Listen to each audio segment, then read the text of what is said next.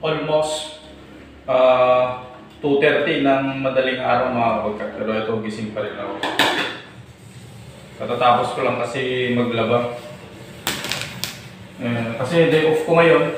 Pero napapunta pa rin ako kanina sa trabaho dahil kalimutan ko yung charger ko. Pagising ko kasi kanina, magna 9 PM, malapit nang malubat yung cellphone ko.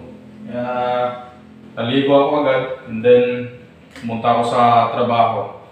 Nakasaksak kasi doon sa tabi ng computer yung charger ko dahil hiniram ni magagabi yung pet clerk namin, si Ruel. And then pag uwi ko kaninang umaga, nakalimutan ko naman na. Natapos lang natin maglaba mga kabagkat. Dahil nakita ko tong sili na hinugasan ko kanina pagdating ko dito sa bahay. Hindi pa naayos. Kaya ito, ayusin muna natin.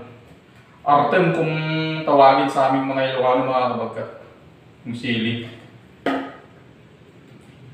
Masarap kasi kumain kapag medyo maanghang yung kinakain.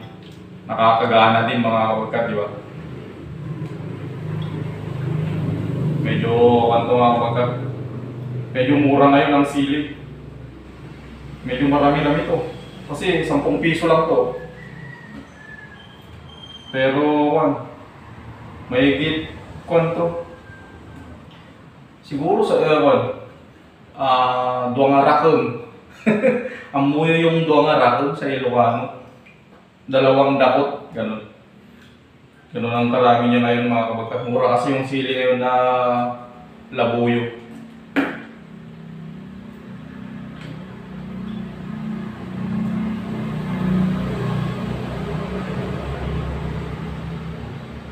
Lalo na sa mga pansitan dyan sa Abra. Hindi nawawala to, sili. Pre, kung pagkaan ito mga kabagkat. Napakasarap kumain ng pansit dyan sa probinsya ng Abra mga kabagkat. Yun ang kwan nila Yun ang pinaka-kwan na produkto nila dyan sa Abra. Pinaka-known na produkto nila, mga pansit miti.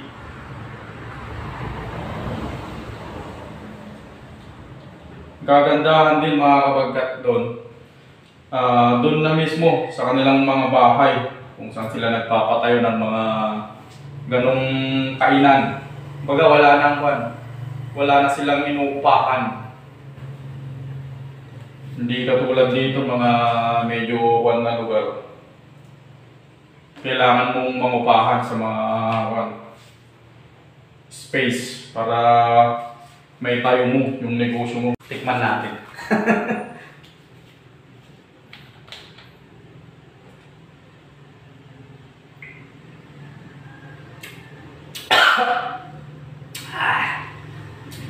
Sarap. Pang sili-sili sa mga ulam.